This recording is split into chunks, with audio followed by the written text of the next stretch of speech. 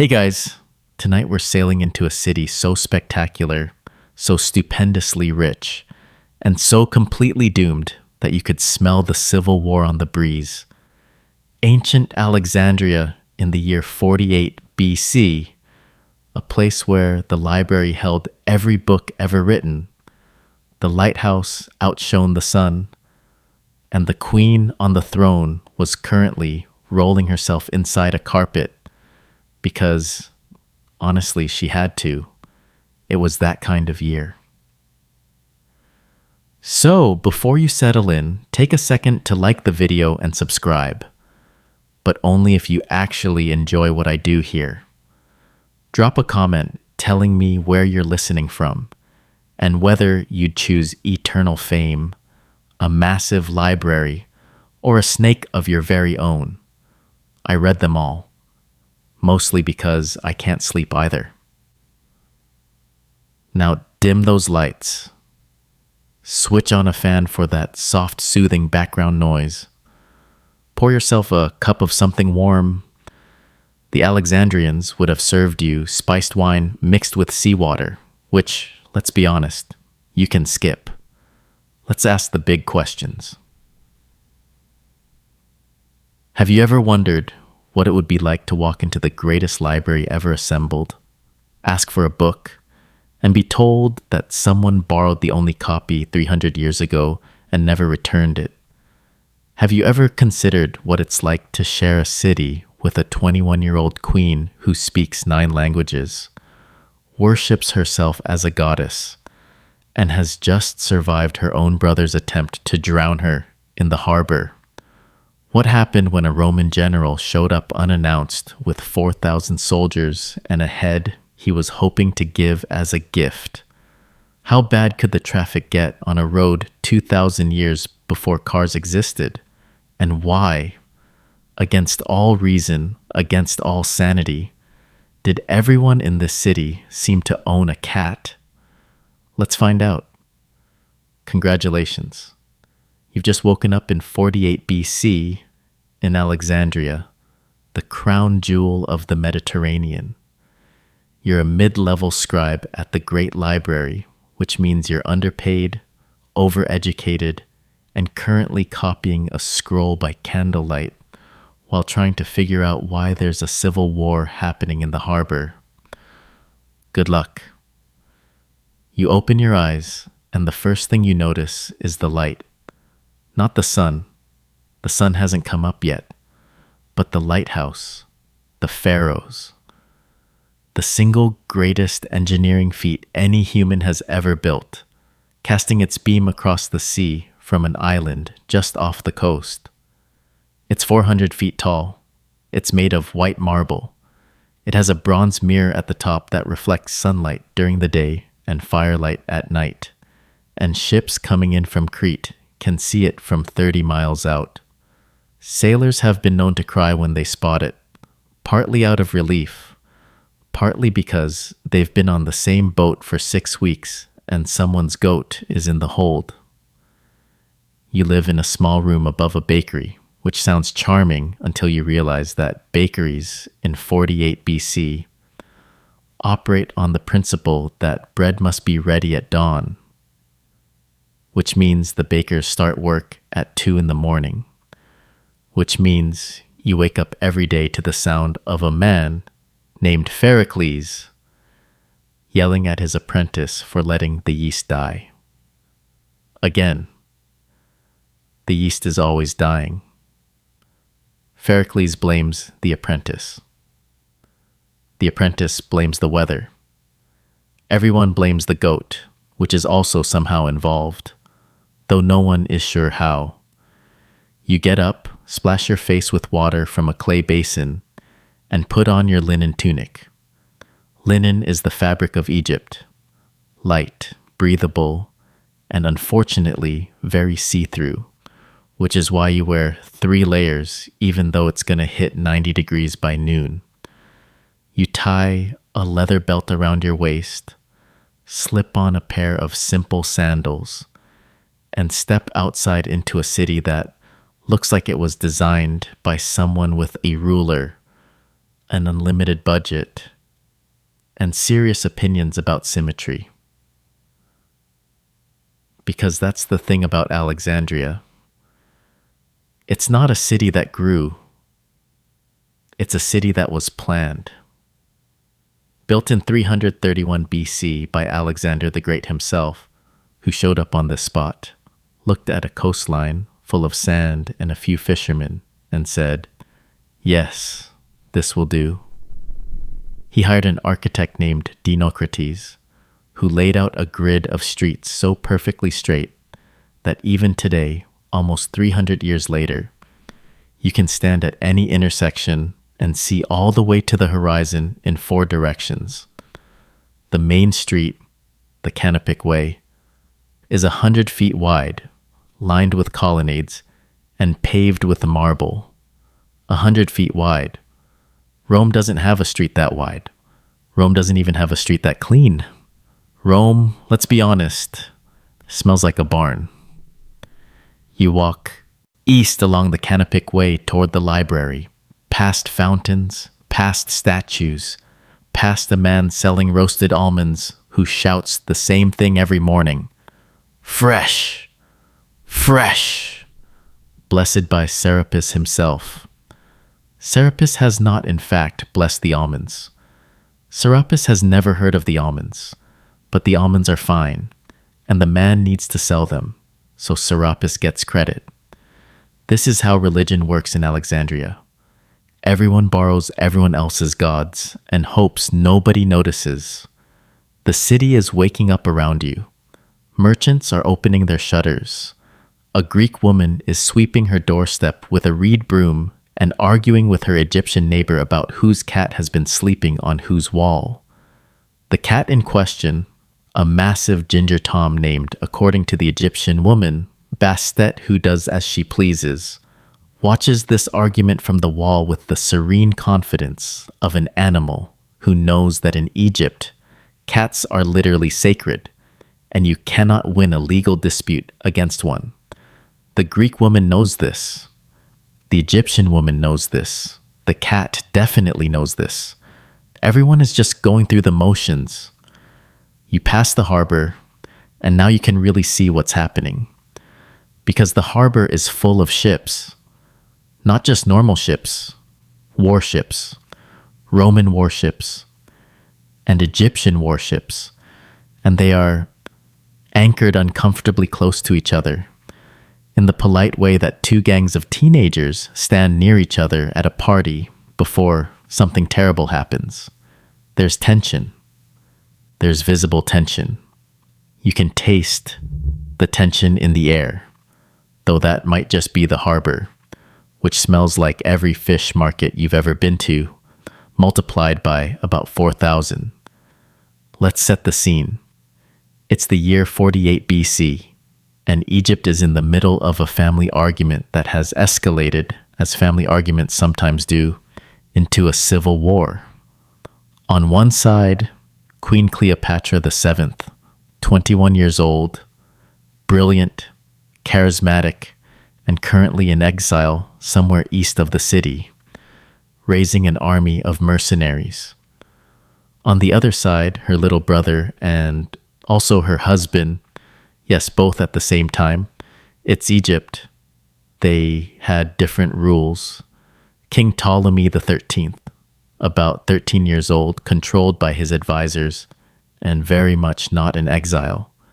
The advisors have kicked Cleopatra out, tried to kill her, and declared the boy king the sole ruler. Cleopatra, who has never taken a setback gracefully in her entire life, is currently plotting her return. Complicating all of this, Julius Caesar just showed up. You walk past the harbor and glance at the Roman ships. Caesar arrived 3 days ago, chasing his rival Pompey across the Mediterranean after the Battle of Pharsalus. Pompey had come to Egypt hoping for refuge. Instead, Ptolemy's advisors, trying to impress Caesar, murdered Pompey on the beach and presented his severed head to Caesar as a gift. Caesar, it turns out, did not want the head. Caesar wanted to take Pompey alive and forgive him publicly, because that's the kind of PR move that plays well in Rome. The head was a disaster.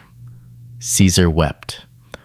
Ptolemy's advisors now realize they have made a serious mistake. The head is currently in a jar somewhere. Nobody knows what to do with it. This is your city. This is your life. You keep walking. You arrive at the library just as the sun is clearing the horizon. And this is the moment, every single morning, when you remember why you became a scribe.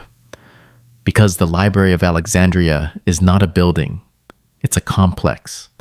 It's a campus. It's the biggest collection of written knowledge that has ever existed or will exist for the next 1,500 years. And you work here. You, with your linen tunic and your stylus and your bakery apartment. You work here. The official count is somewhere around 500,000 scrolls. Nobody knows the exact number because nobody has time to count them, which is ironic because the entire library is essentially a 400-year-long attempt to count things. Every scroll is cataloged. Every scroll has a tag. Every scroll is cross-referenced by author, by subject, by language, by place of origin, and by whether or not the librarians consider the author to be, quote, reliable. This system was invented by a man named Callimachus, who lived about 200 years ago, and who would be absolutely furious to learn that you, a mid-level scribe, still haven't mastered his cataloging system. His method, the Pinax, was 120 scrolls long and described every single book in the library in exhaustive detail. You've read maybe 40 of them. The head librarian reminds you of this every week. The library's collection policy is, let's be honest, a crime. Every ship that enters Alexandria's harbor is searched, not for weapons, not for contraband, for books. Any scroll found on board is confiscated, brought to the library, copied by scribes, that's you, and then the copy is given back to the ship's owner while the library keeps the original. This policy is called ship's books. It is technically theft. It has been going on for 300 years. Nobody has successfully complained. There's a famous story about the library borrowing the only official copies of the plays of Aeschylus, Sophocles, and Euripides from the city of Athens. The library put down a massive deposit, 15 talents of silver, which is roughly one very large house, promising to return the originals. Instead, the librarians kept the originals, returned the copies, and wrote off the deposit as the cost of doing business. Athens is still mad about this. It has been 150 years. Athens holds a grudge.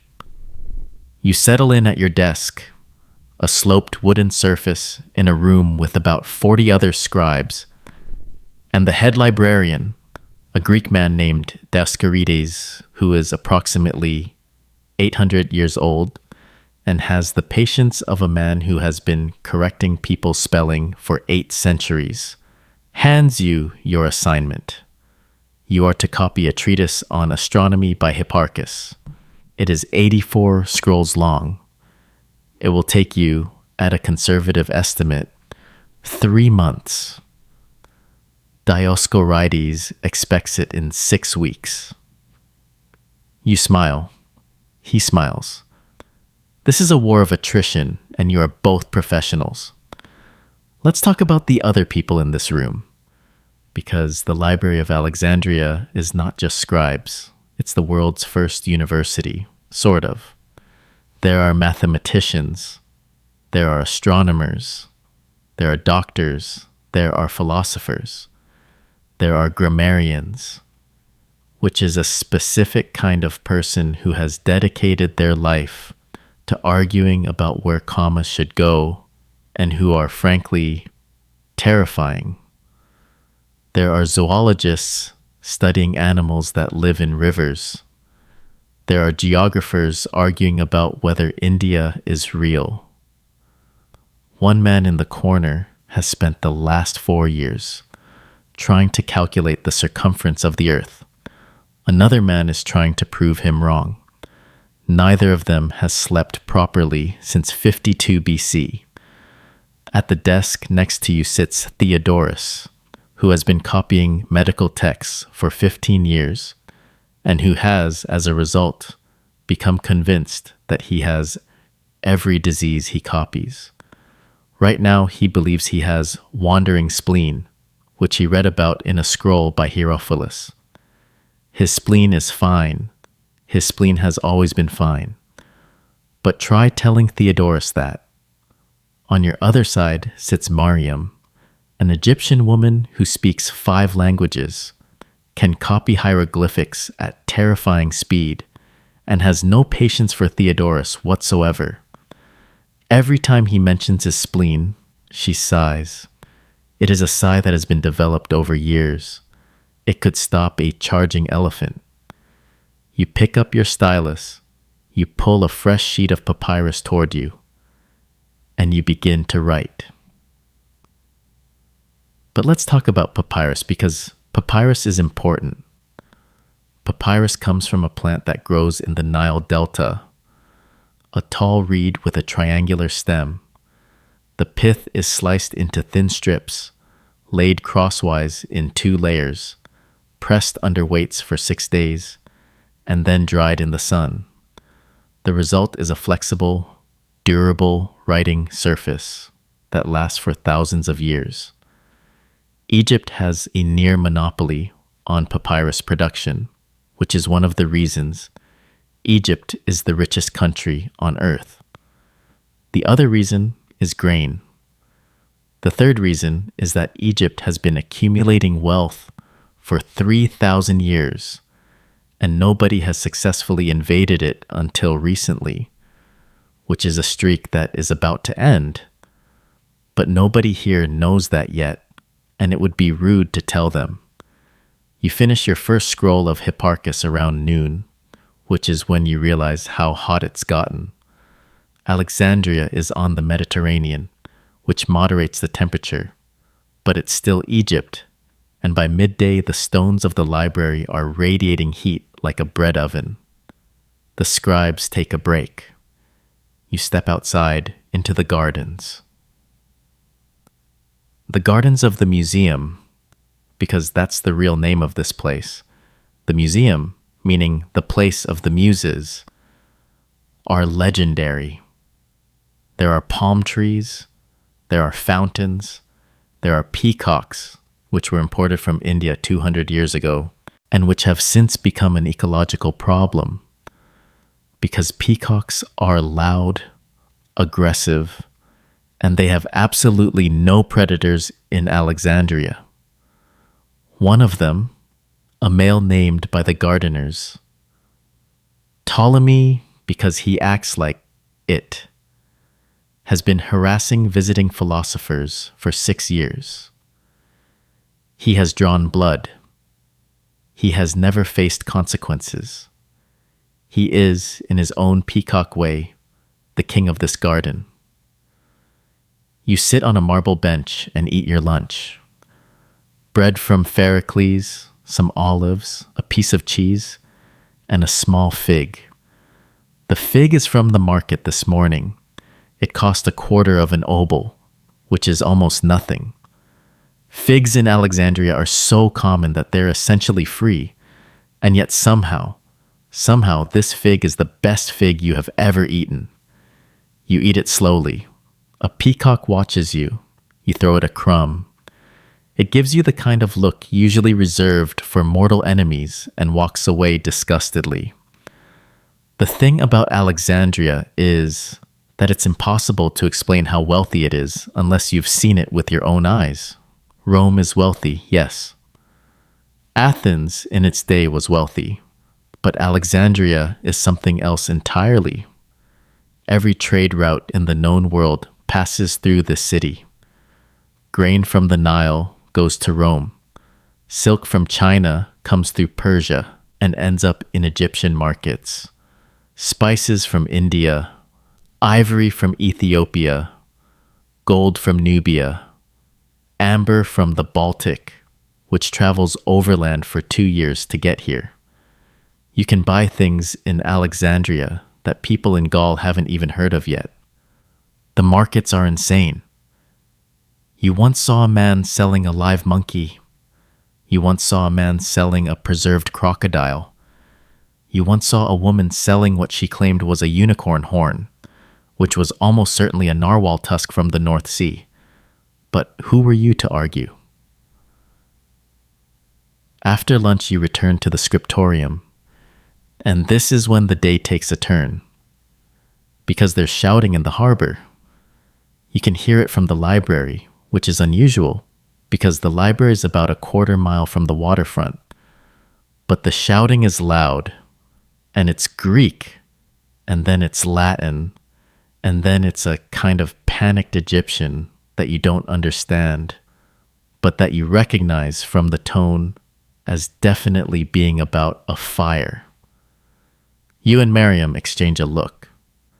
Theodorus, across the room, clutches his side and announces that his wandering spleen has gotten worse. Everyone ignores him. You step outside. The gardens are empty. The peacocks are nowhere to be seen, which means something actually is wrong, because Ptolemy, because he acts like it, would never miss a chance to harass you. You walk toward the edge of the library complex and look toward the harbor. There is smoke. A lot of smoke. Somewhere down at the docks, a ship is on fire. And then another ship is on fire. And then a third. And now you understand what's happening, because Caesar has been in the palace for 3 days, and he and the king's advisors have not been getting along. And someone, probably Caesar, though everyone will blame the Egyptians, has set the Egyptian fleet on fire to prevent them from blocking the harbor. The problem is that fire, once you set it, doesn't always do what you want. The wind is coming off the sea. It's pushing the fire toward the shore. And on the shore are warehouses, big warehouses, warehouses full of, oh no, warehouses full of scrolls, because the library's collection isn't all in one building. That would be stupid. The main library is at the museum where you work.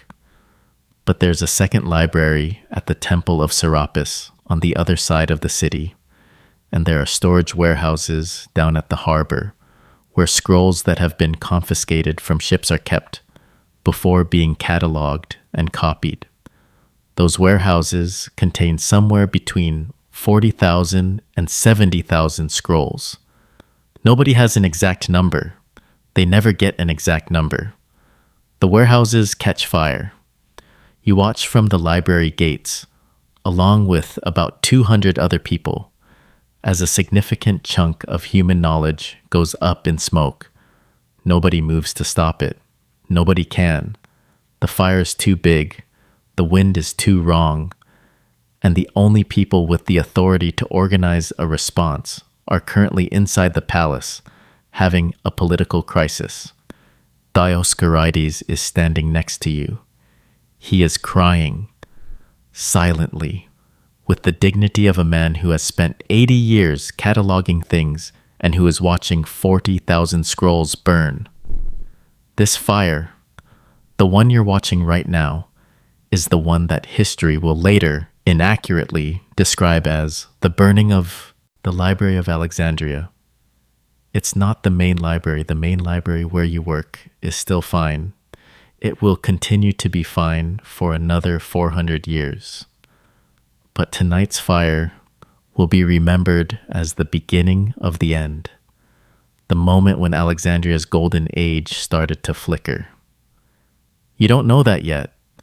You just know that a lot of scrolls are burning, and that Theodorus has somehow found you in the crowd and is asking if you think the smoke is making his condition worse.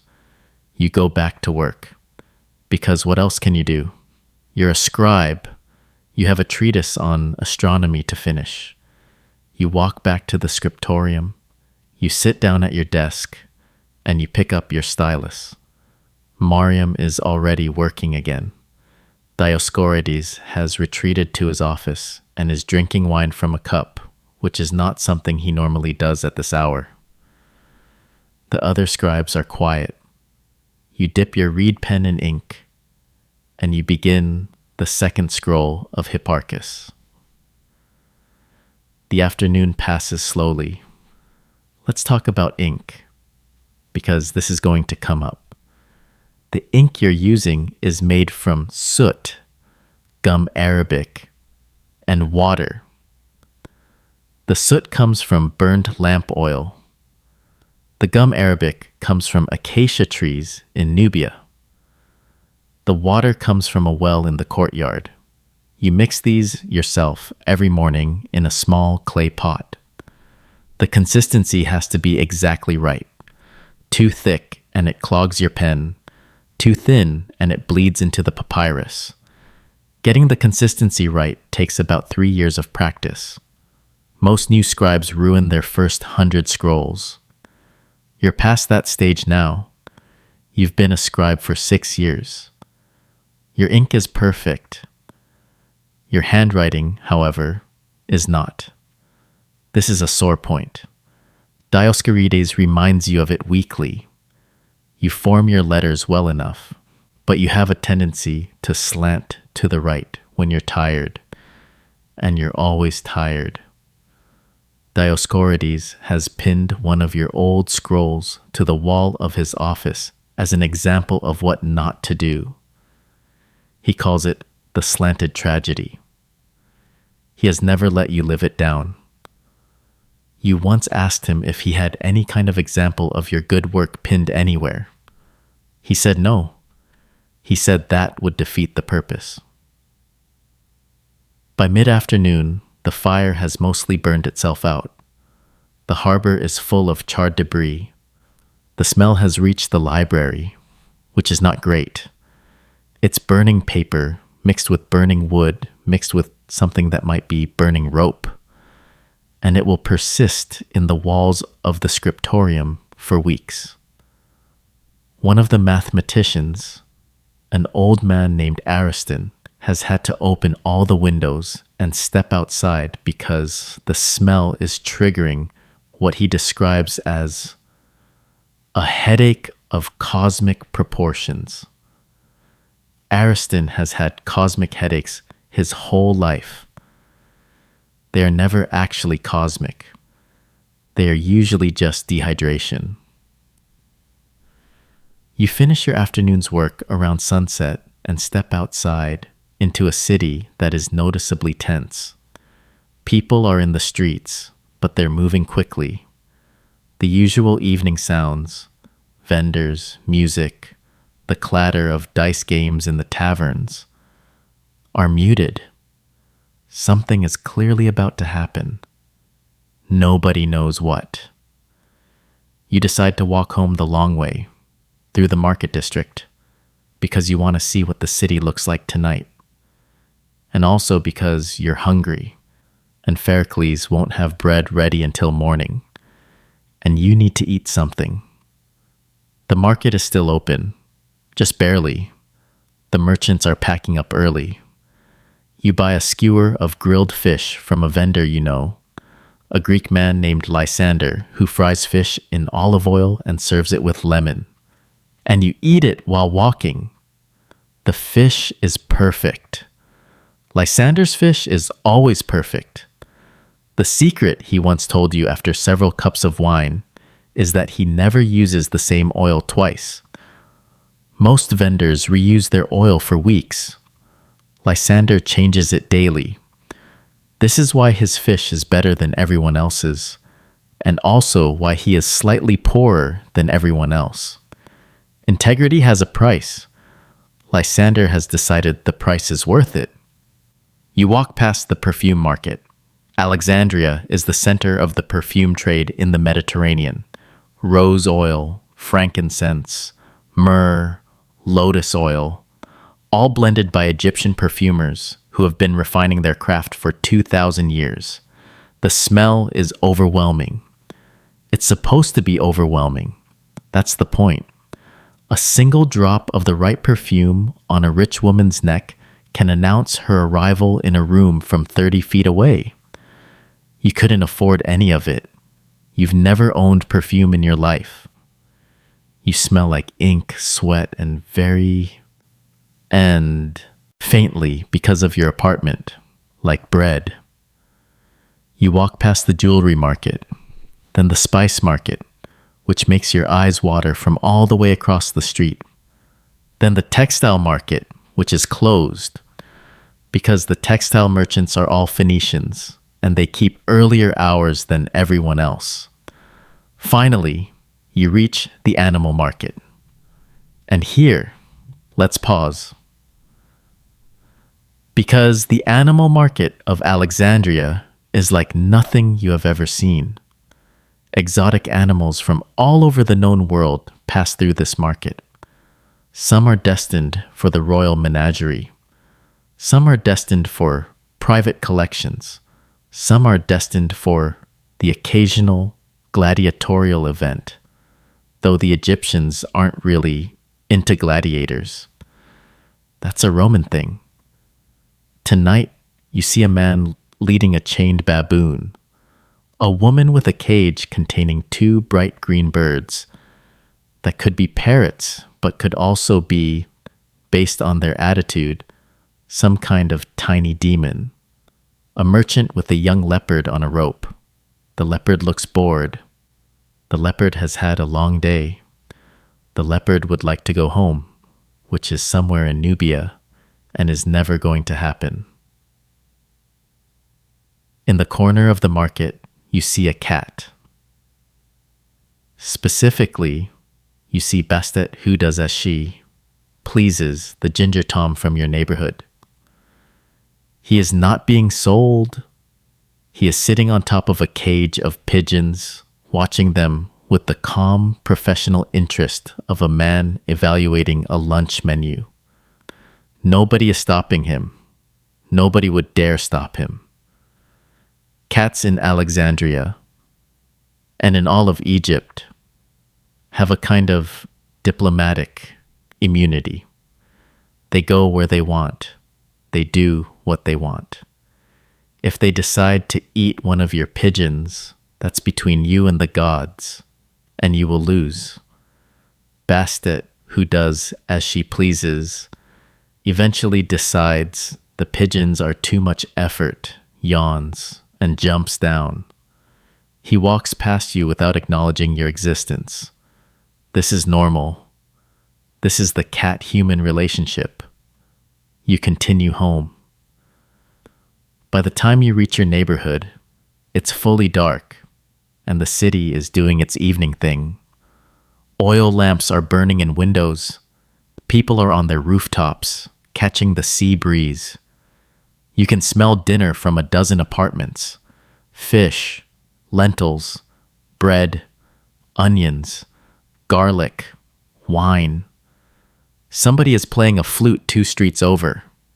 Somebody is having an argument 3 streets over. A dog is barking. Another dog is barking in response. This is the sound of Alexandria at night.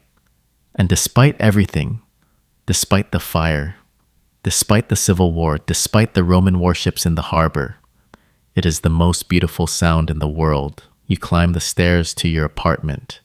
You open the door. You light your own oil lamp.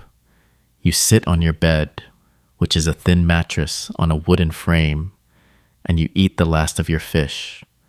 You look out your small window at the lighthouse, still burning, still casting its beam across the sea, calling ships home. But the city isn't going to sleep tonight.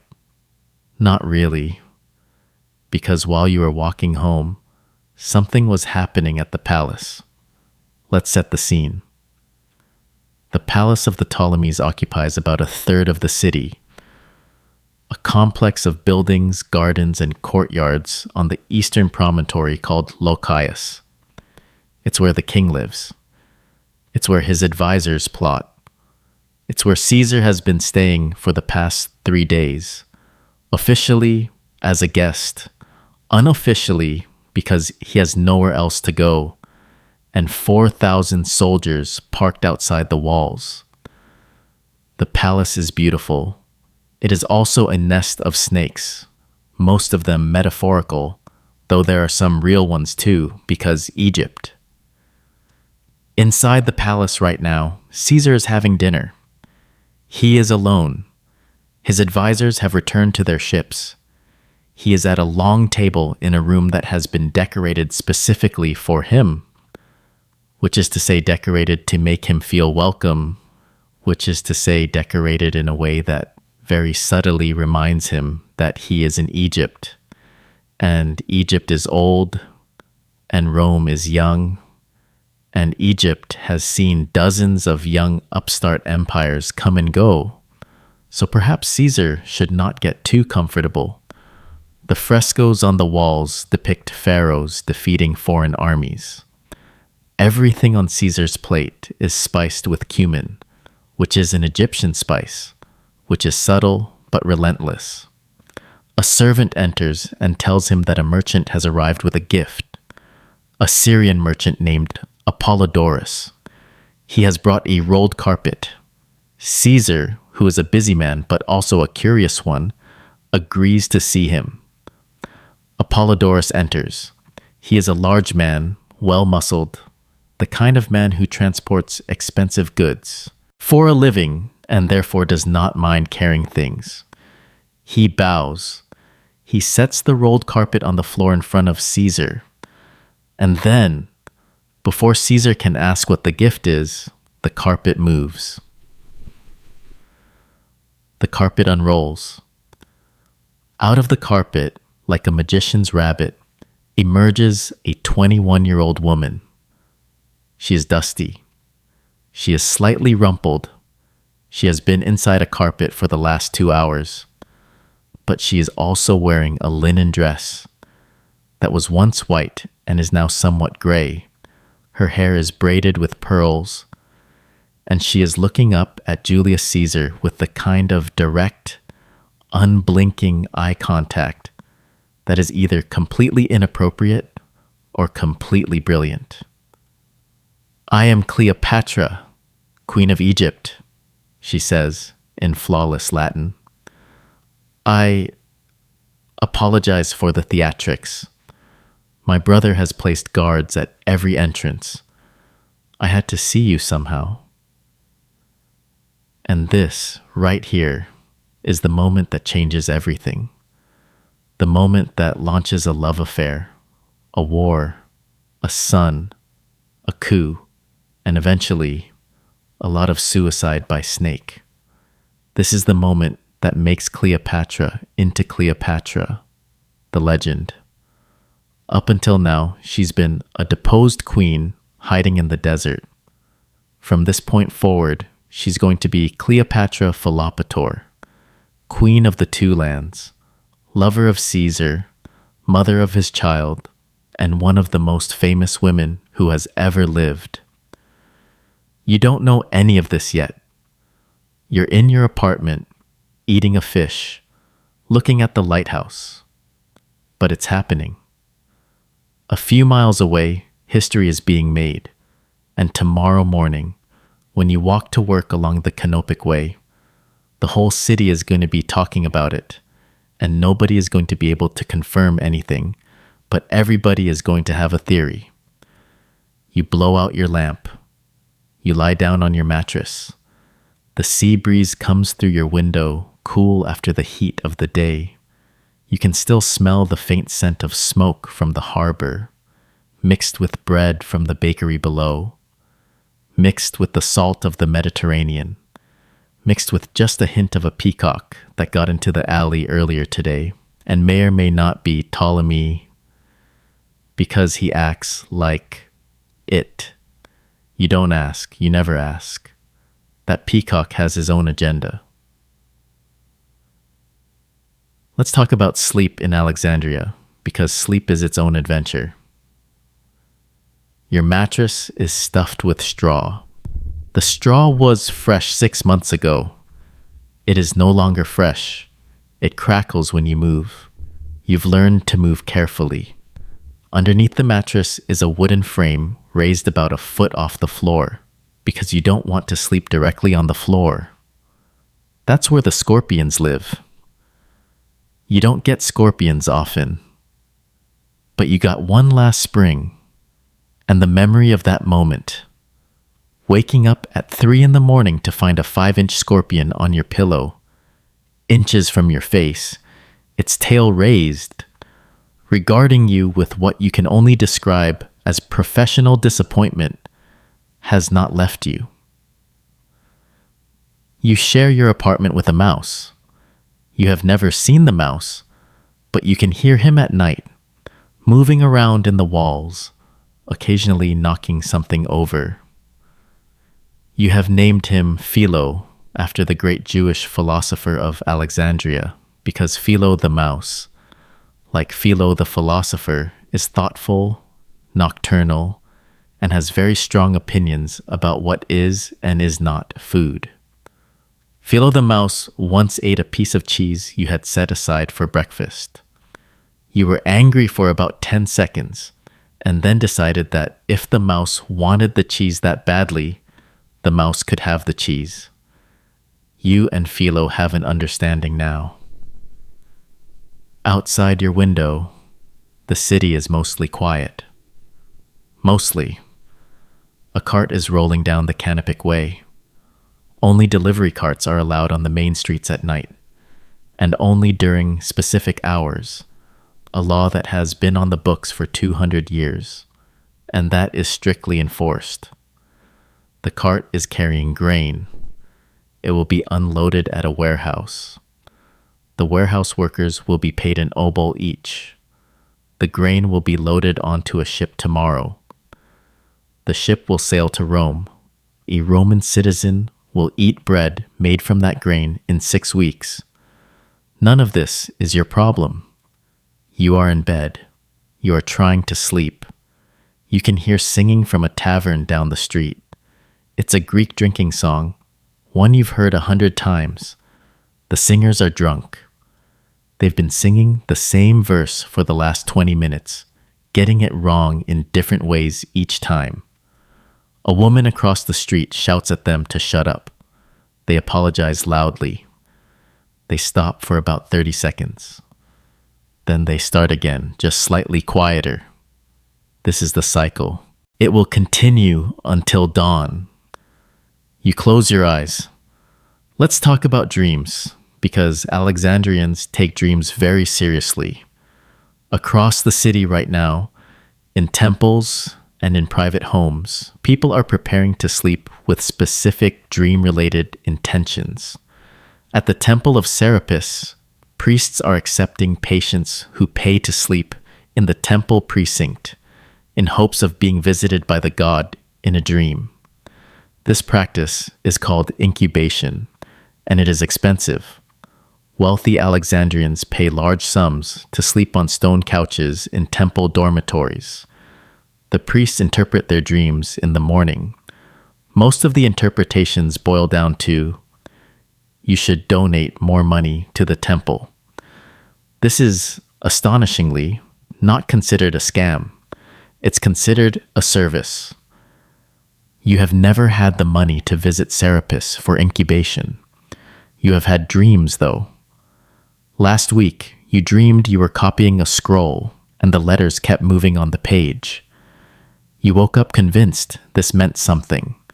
You asked Mariam. Mariam said it meant you needed better sleep. Mariam is probably right. Mariam is usually right. You drift off. In your dream, and because this is a sleep narration, I get to decide what you dream, and I'm going to be generous. You are walking along the Canopic Way at dawn. The street is empty. The sea is visible at the far end, gold in the early light. The lighthouse is still burning. You walk past the library. You walk past the palace. You walk toward the sea.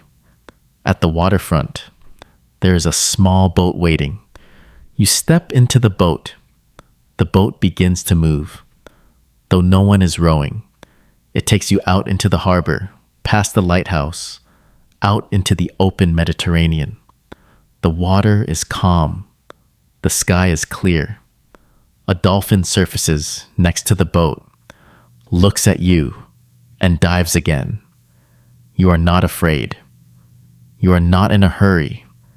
You are simply going somewhere, and the boat knows where. This dream, you will later think, was probably the best dream you have ever had. You sleep deeply. Outside, in the real Alexandria, things continue to happen. Cleopatra is still at the palace. Caesar is still there too. Ptolemy XIII, when he finds out in the morning, and he will find out, there are too many servants for a secret this big to hold, is going to be furious. He is going to demand Cleopatra be arrested. Caesar is going to refuse. Ptolemy is going to leave the palace. And within a few weeks, there will be open warfare in the streets of Alexandria, and Caesar will be trapped in the royal quarter, and at one point, this is true, he will have to swim for his life through the harbor, holding his purple cloak between his teeth to keep it out of the water. But none of that is tonight. Tonight is quiet. Tonight, the city sleeps, more or less, even if some of its inhabitants are currently flirting with history in the palace dining room, or drinking themselves into oblivion in a waterfront tavern, or quietly finishing their rounds at the warehouses to count what didn't burn. The city sleeps. You sleep. The hours pass. At some point in the middle of the night, you wake up briefly, the way people do, and you notice that the lighthouse is still burning. Of course it is. It's always burning. The keepers never let it go out. Every 6 hours, a new shift of workers carries wood up the internal staircase to feed the fire at the top, staggering the whole way because the lighthouse is 400 feet tall, and they have been doing this job for, in some cases, their entire adult lives. There are lighthouse keepers in Alexandria who can climb those stairs in their sleep. There are lighthouse keepers who have died on those stairs, and who, locals will tell you, can still be seen climbing them on foggy nights.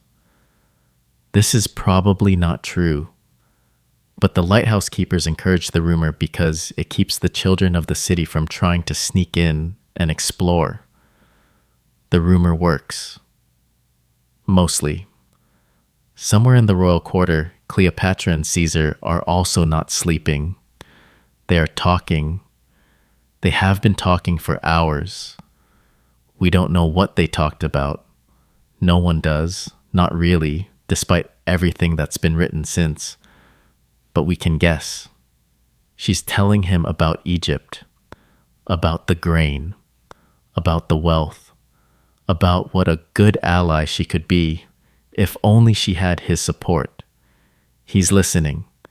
He's also, let's be honest, looking at her. She is 21. He is 52. He is not, historically, a man who has resisted attention from queens. By morning, according to one historian, they will have reached an understanding. Other historians say it took longer. Everyone agrees it did not take very long. But that's tomorrow's story. Tonight, you are asleep. The sea is quiet. The lighthouse burns. The city rests. Somewhere on a wall, Bastet, who does as she pleases, is watching the stars with the infinite patience of an animal who knows he will outlive everyone in this city, because cats in Egypt are effectively immortal in the cultural imagination, and also because this particular cat is only 3 years old and in excellent health. Let's pull back a little. Let's talk about what Alexandria actually looks like from the sky. Because if you could hover over it right now, and you can, it's your dream, I'm narrating it, you would see something extraordinary.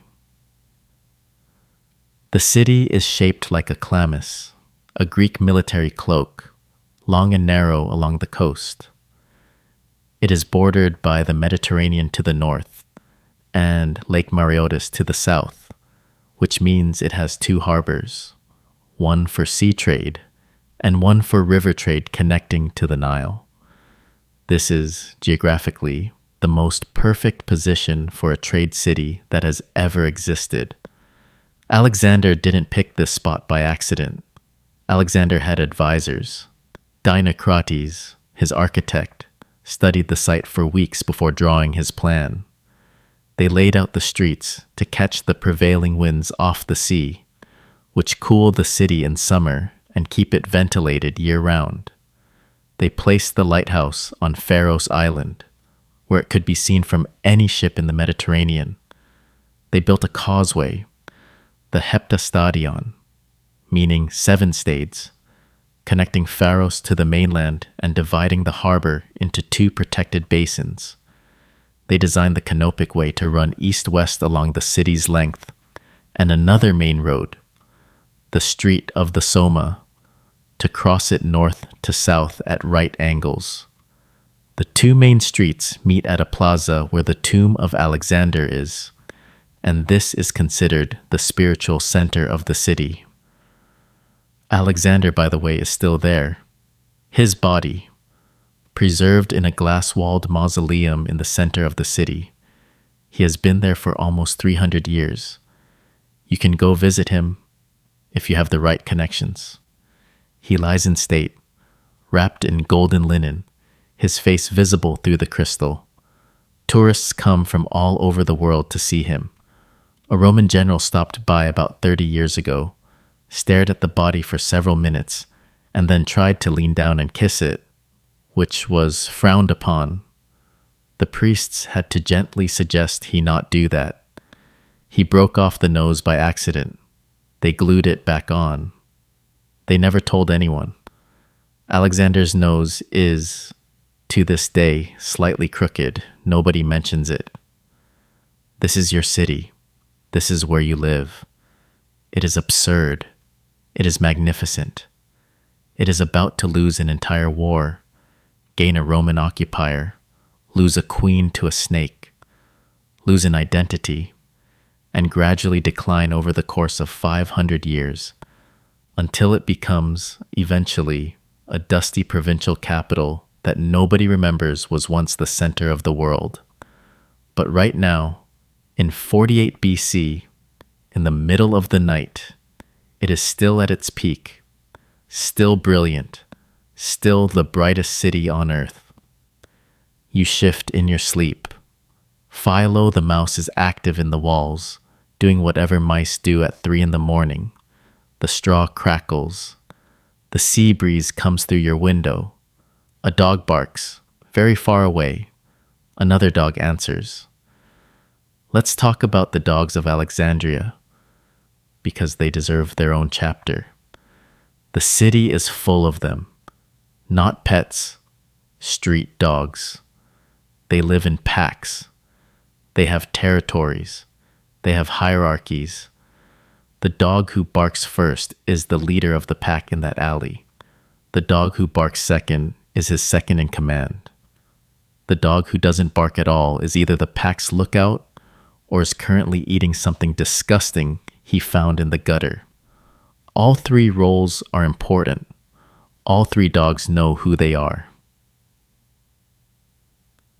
The dogs of Alexandria are tolerated by the city because they keep the rat population down. The city does not feed them, does not care for them, does not give them names. but the dogs feed themselves on scraps, and they have a functional relationship with the humans. If you walk down the Canopic Way at noon, carrying a piece of fish, a dog might follow you for a block. If you drop the fish, the dog will eat it. If you keep walking, the dog will lose interest. The rules are simple. Both sides understand them. There is, however, one dog in your neighborhood who is different. His name is Thalassa, which means sea, because he was apparently found as a puppy on the beach.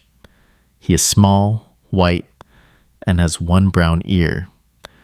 He has adopted a Greek woman named Helena, who lives across from your apartment.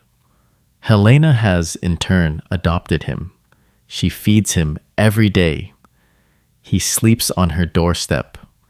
He barks at anyone who approaches her door, including you, even though you have walked past him every day for 6 years. Thalassa does not learn. Thalassa does not forget. Every morning, Thalassa barks at you. Every morning, you wave at Thalassa. Every morning, Thalassa barks louder. This is your relationship. Right now, Thalassa is asleep on Helena's doorstep.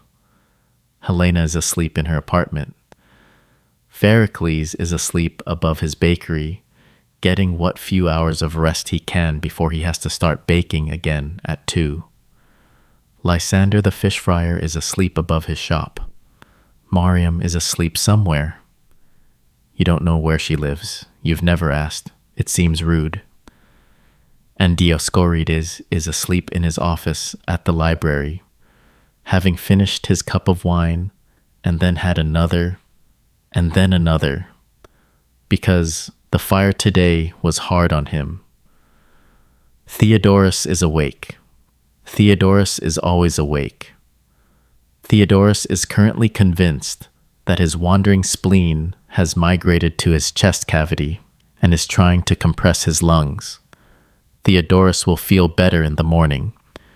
He won't remember this. The city sleeps in layers.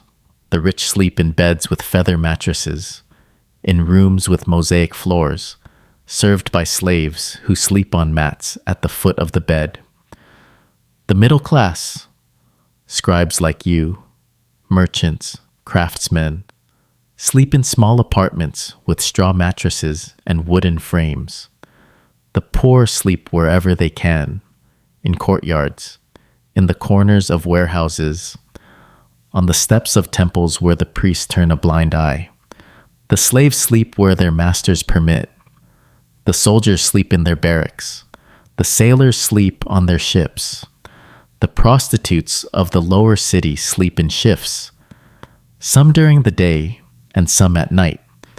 Everybody in the city is sleeping somewhere, which means, briefly, the city is at rest.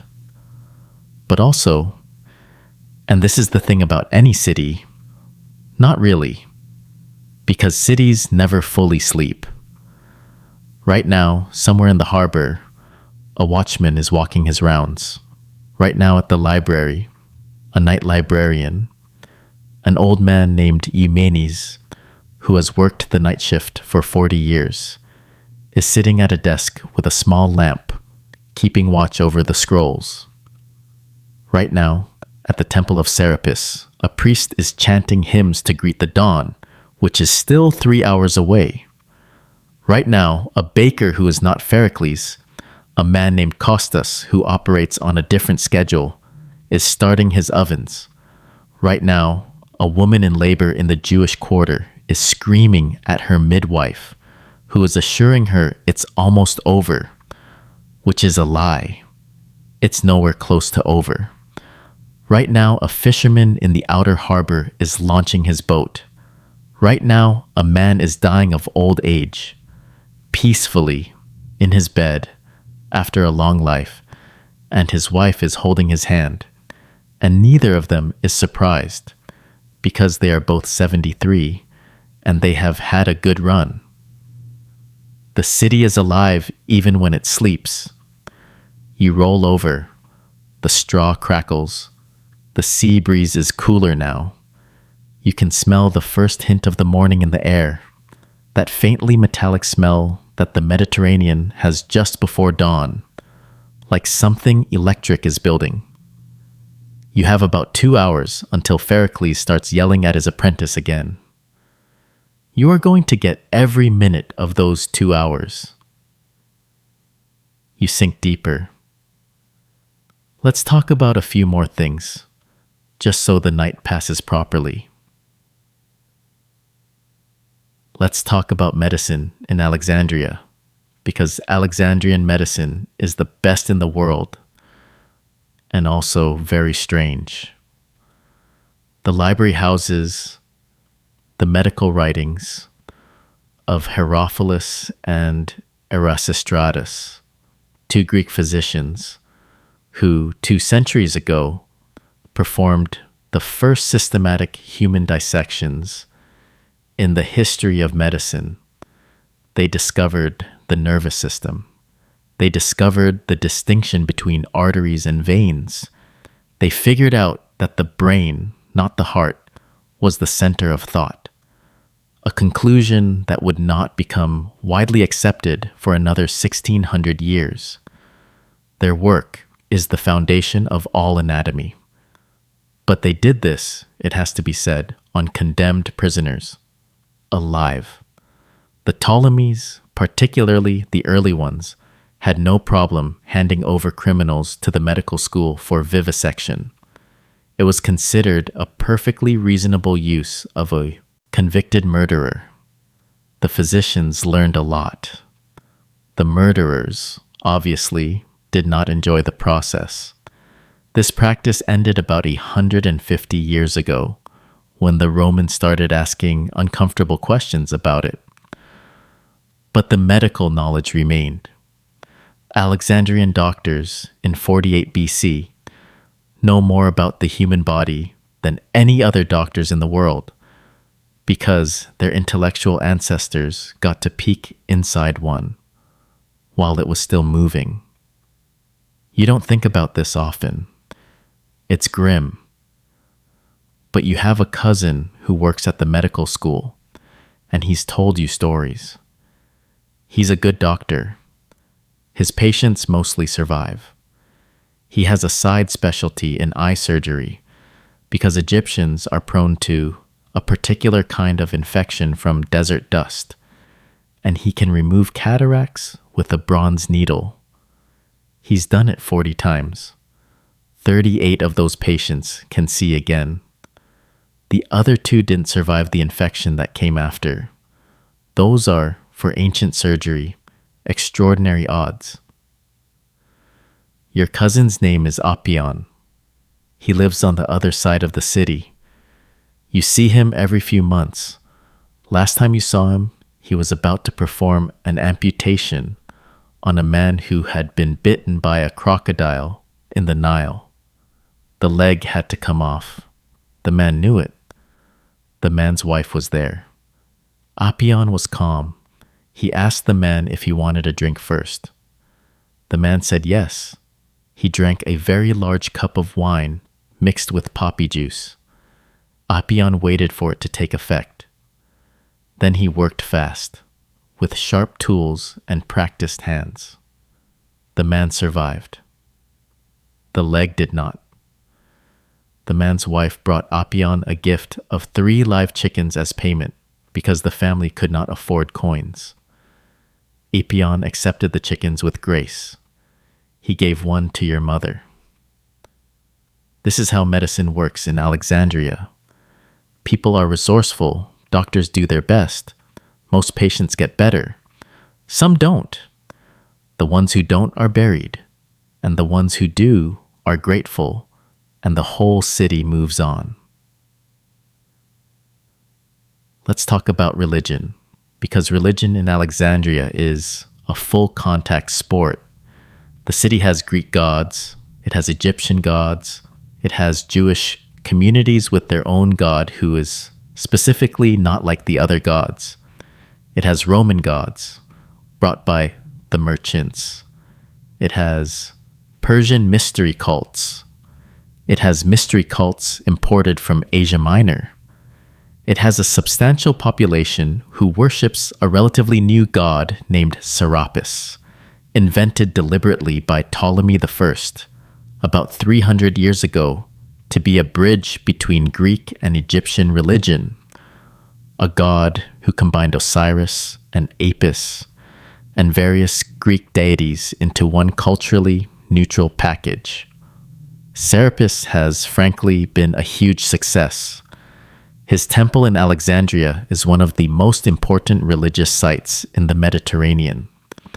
People come from all over the world to be healed there, to consult oracles there, to pay for dream incubation there, and to buy small bronze statues of Serapis from the gift shop at the front, which has been in operation for 3 centuries and turns over a significant fraction of the temple's annual revenue. You are, nominally, a worshipper of Serapis. You light a small candle at his shrine in your apartment every Thursday. You don't really know what you believe, but you know that Serapis has a good reputation, and you know that lighting a candle is easier than not lighting a candle, so you light the candle. Your neighbor, Helena, worships Athena. Her neighbor, who is Egyptian, worships Isis, who is also honored throughout the city as a mother goddess. Her neighbor, who is Jewish, worships only one god and politely declines to be drawn into discussions about everyone else's gods. Everybody gets along. This is Alexandria. Religious tolerance is built into the city's design. Nobody expects you to agree with them about the gods. They just expect you not to interrupt when they're praying. The Jewish community of Alexandria, by the way, is about 300,000 people. It is the largest Jewish community outside of Judea. It has its own quarter of the city, called the Delta, and it has one of the most magnificent synagogues ever built, a structure so large that, according to legend, the cantor has to use flags to signal to the congregation when it's time to respond during prayer, because his voice doesn't carry far enough. There are Jewish scribes at the library, Jewish doctors at the medical school, Jewish philosophers in the museum.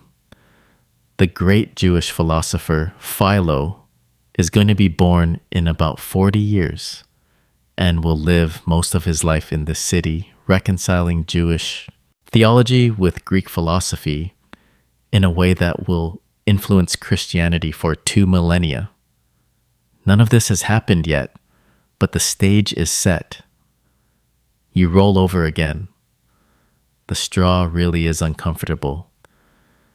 You're going to ask Pherocles' daughter, who weaves mats, if she can make you a new mattress cover. She said she would. That was last month. You haven't followed up. You'll follow up tomorrow. Probably. Let's talk about the weather in Alexandria, because weather here is legendary. The city has what the Greeks called the ideal Mediterranean climate. Hot summers, mild winters, and almost always sunny. It rarely rains. When it does rain, the city celebrates, because the water is desperately needed for the cisterns. Alexandria sits on a natural underground water system of vast cisterns, carved into the limestone bedrock of the city, that collect rainwater and store it for dry months. These cisterns are 300 years old. They are maintained by a civic guild of cistern workers who descend into the dark, wet depths once a month with torches and nets, clearing out debris and checking for cracks. It is terrible work. They are paid well. They still hate it. Sometimes, once every few years, a major storm comes in off the Mediterranean. The waves crash over the breakwaters. The harbor goes wild. Ships are lost.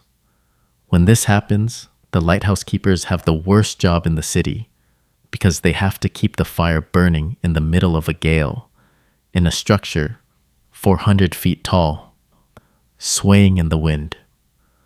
Over the centuries, a handful of lighthouse keepers have died in these storms. Their names are on a bronze plaque at the base of the lighthouse. Nobody reads the plaque anymore. They should. Those men earned their plaque.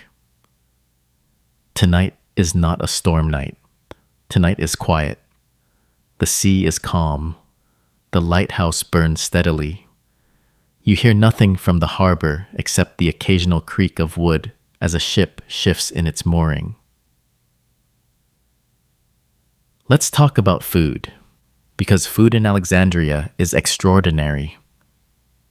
You eat, on a normal day, 3 small meals. Breakfast is bread, usually from Pericles, who, despite his nightly crises, makes excellent bread, and olives, and sometimes cheese. Lunch is whatever you can grab from a street vendor, often grilled fish. Dinner is a bigger meal when you're home, and might include lentils, vegetables from the market, maybe a bit of meat once a week. You drink wine mixed with water, which is how civilized people drink wine in the ancient world. Drinking wine undiluted is considered something that barbarians do. You've tried it once, when a friend insisted, and you were sick for 2 days. You've never done it again. The spices of Alexandria are famous: cumin, coriander, fenugreek, mustard, cardamom, black pepper shipped from India. You can buy cinnamon from Sri Lanka at the spice market if you can afford it, which you can't. A wealthy family's kitchen has spices that would astonish anyone in Rome. Egyptian cooking is complex, layered, and drawn from 3,000 years of culinary tradition. Greek cooking is added on top of that. Phoenician cooking is contributed by the merchants. Jewish cooking is down in the Delta Quarter, with its own traditions. You can eat your way around the world in Alexandria and not leave the city. There are also, thankfully, street vendors who sell simple things for a few obols: a cup of barley beer, a piece of grilled lamb, a flatbread filled with chickpeas. This exists. This has always existed. And it is the ancestor of every wrap you have ever eaten. Figs, dates, pomegranates, melons, cheese, pickled vegetables, salted fish, which is shipped all over the Mediterranean from the Alexandria processing yards. A specific Alexandrian specialty is mullet roe, pressed and salted and cured, which will eventually become known, much later, as botarga, and which is still being made the same way 2,000 years from now. You love botarga. You've tried it once. It was expensive. It was worth it. Your breath slows. Your thoughts slow. Let's talk about what tomorrow will bring, just briefly, before sleep finally takes you. Tomorrow, you will wake up to the sound of Pericles yelling. You will splash your face. You will get dressed. You will walk to the library. On the way, you will hear everyone, talking about what happened at the palace last night. The carpet, the queen, Caesar. The rumors will be everywhere. Some will be wildly inaccurate. One version will claim Cleopatra arrived inside a sack of onions. Another will claim she came in through the sewers. A third, this one is almost true, will claim she came wrapped in a rug.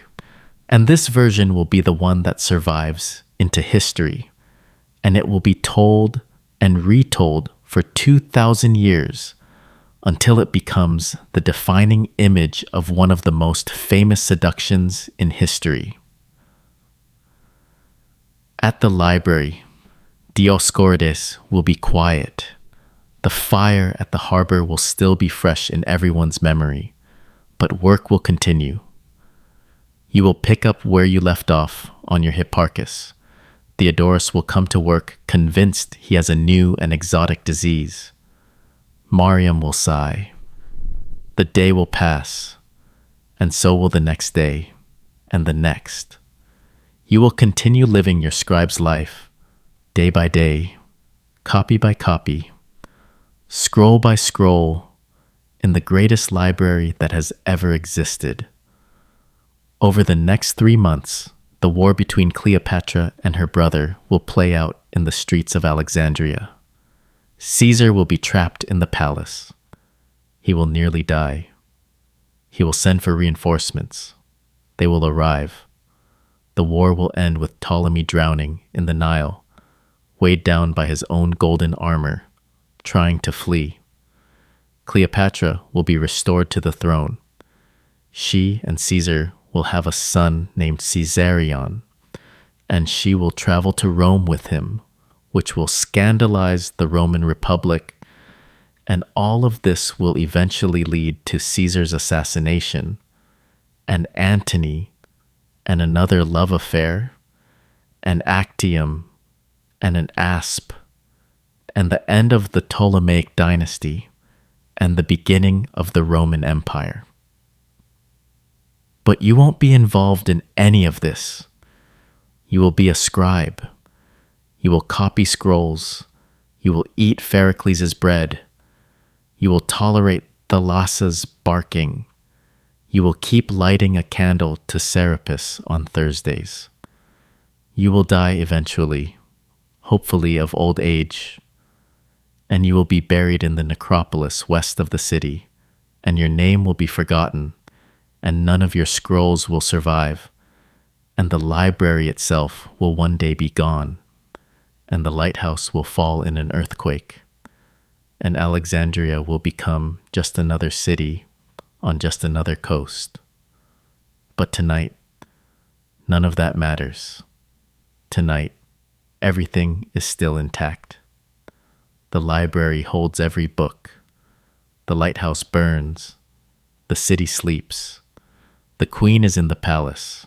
The queen's cat, Bastet, who does as she pleases, is on a wall somewhere, surveying his kingdom. Philo the mouse is in your walls. Thalassa the dog is on Helena's doorstep. Pherocles the baker is asleep, briefly, before his 2 a.m. crisis begins. And you are in your bed, on your straw mattress, with a cool breeze coming through the window, and the smell of the sea, and the faint hint of smoke, and the knowledge that tomorrow you will do it all again. It's clear that survival in ancient Alexandria wasn't about being rich or being powerful or being famous. It was about showing up. It was about walking the same streets every day, doing your work, keeping your candles lit, tolerating your neighbors, and taking the city on its own terms. The queen and the general in the palace are going to be remembered. You won't be. But you, in your small way, are keeping the library running. You are copying Hipparchus. You are preserving astronomy for the future. You are, in the humblest possible way, part of the miracle of this city.